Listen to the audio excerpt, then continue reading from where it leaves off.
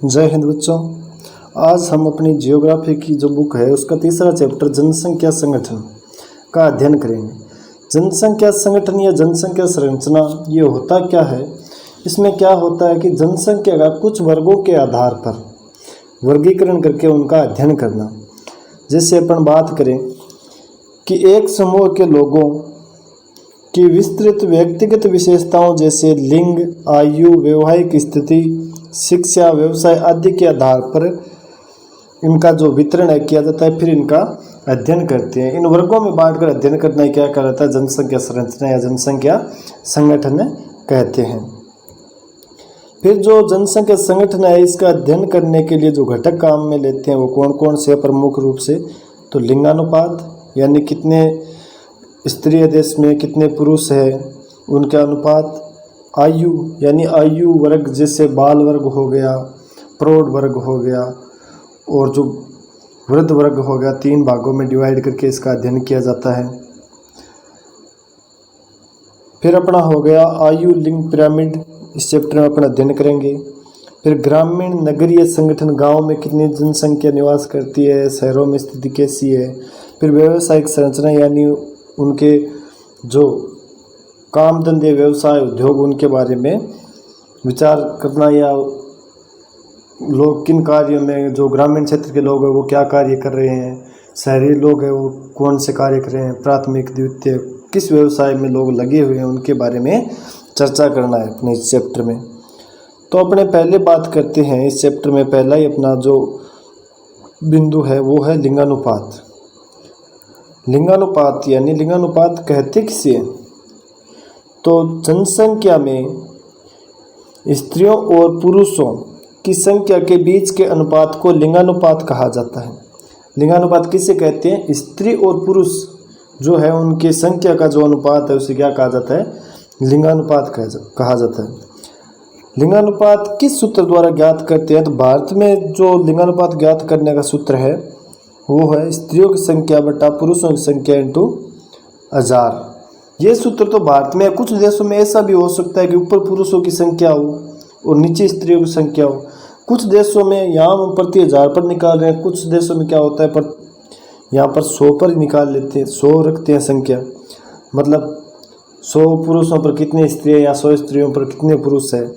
तो इस प्रकार से इसका अलग अलग जो लिंगानुपात ज्ञात करने का सूत्र है वो अलग अलग देशों में अलग अलग है, लेकिन भारत में यह है स्त्रियों की संख्या बटा पुरुषों की संख्या इंटू 1000।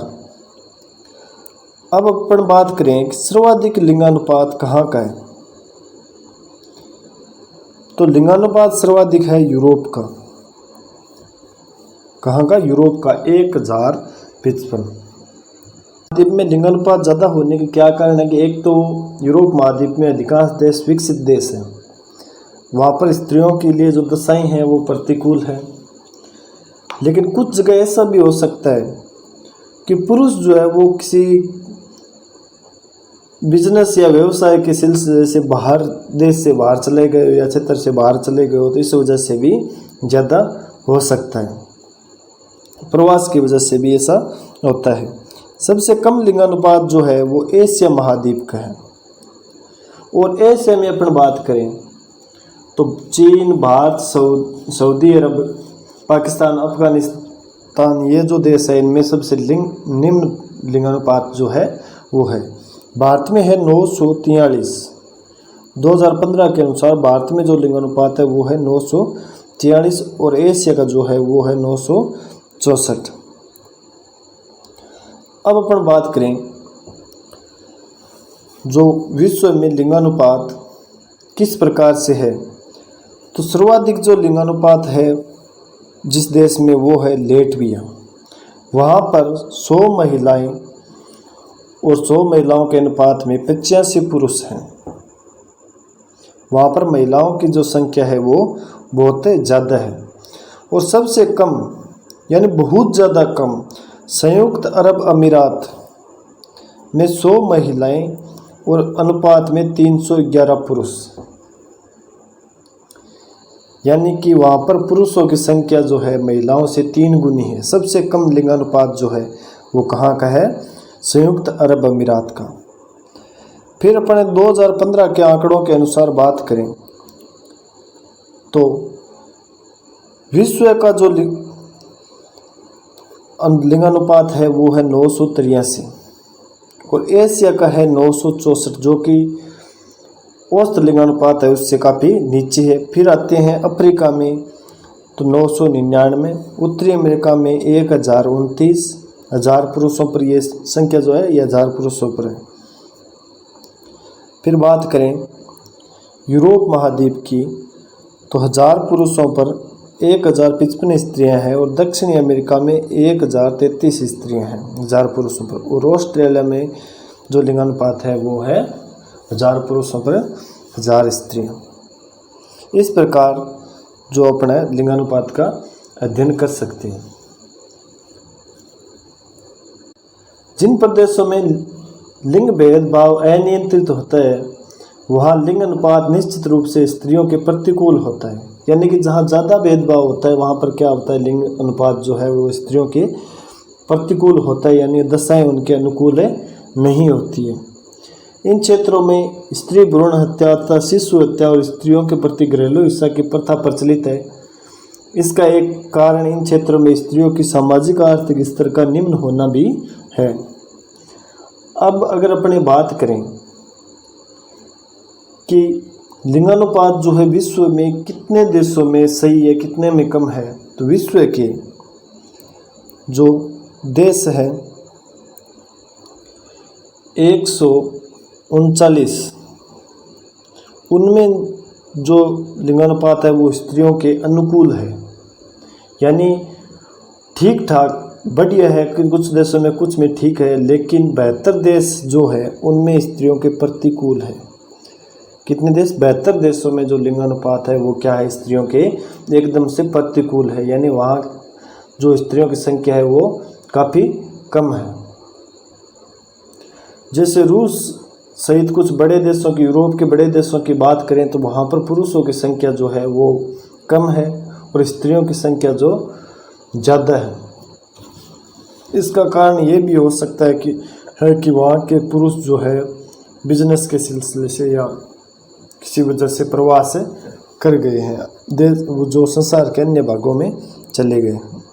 अब अपने बात करें कि लिंगानुपात कम क्यों होता है, कम होने के कारण क्या है, तो प्रमुख कारण हो गया कन्या भ्रूण हत्या।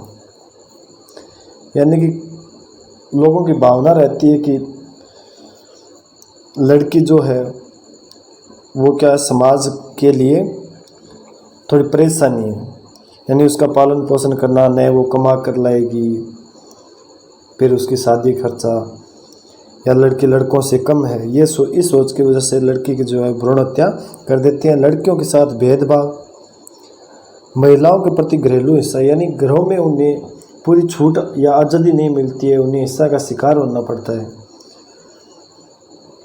फिर अपना जो महिलाओं का निम्न सामाजिक और आर्थिक स्तर का होना, यानी महिलाओं की जो समाज में स्थिति है वो काफ़ी नीचे और आर्थिक स्तर जो है वो काफ़ी कम है, यानी महिलाएं व्यवसाय या किसी काम को करने के लिए स्वतंत्र नहीं है। फिर 5वां पॉइंट है महिलाओं को समाज में उचित स्थान व सुरक्षा न मिला, यानी महिलाओं को समाज में प्रॉपर पुरुष के बराबर स्थान नहीं मिलता है और सुरक्षा जो है उसे नहीं मिलने के कारण जो लिंगानुपात है वो कम है। परंपरावादी पुरुष प्रधान समाज होना, यानी पुरुषों को ही महत्व दिया जाता है न कि महिलाओं को, जबकि महिलाएं जो है वो पुरुषों की तुलना में अधिक उनको जैविक लाभ प्राप्त है, क्योंकि वो पुरुषों की तुलना में अधिक स्थिति स्थापक होती है, यानी वो किसी भी स्थिति को मैनेज करने में सफल होती है। फिर भी यह लाभ उन सामाजिक हानियों या जो हमारी ये कारण है इनकी वजह से क्या है, वे इसे अनुभव नहीं कर पाती है और वो क्या हो जाता है, समाप्त हो जाता है। हमारी भेदभाव की वजह से ये क्या समाप्त हो जाता है। आज हमने इसमें चर्चा की लिंगानुपात के बारे में। अगले वीडियो में अपन चर्चा करेंगे आयु संरचना के बारे में। तो आज के वीडियो में हमने जाना कि लिंगानुपात क्या है, प्रति 1000 पुरुषों या जनसंख्या में पुरुष और स्त्रियों की संख्या के अनुपात को क्या कहा जाता है, लिंगानुपात। भारत में लिंगानुपात ज्ञात करने के लिए पुरुष की संख्या बटा स्त्रियों की संख्या बटा पुरुषों की संख्या इंटू 1000। लिंगानुपात भारत में क्या है, प्रति 1000 पुरुषों पर स्त्रियों की संख्या के अनुपात के रूप में निकाला जाता है।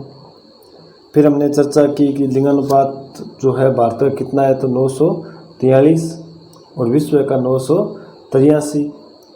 इसी प्रकार सबसे ज़्यादा यूरोप महाद्वीप में और सबसे कम है एशिया महाद्वीप में। इस प्रकार से हमने जो लिंगानुपात है उसका अध्ययन किया। धन्यवाद। तो ज़्यादा से ज़्यादा लाइक और शेयर करें और चैनल को सब्सक्राइब जरूर करें, जिससे हमें जो है वो मोटिवेशन मिलता रहे।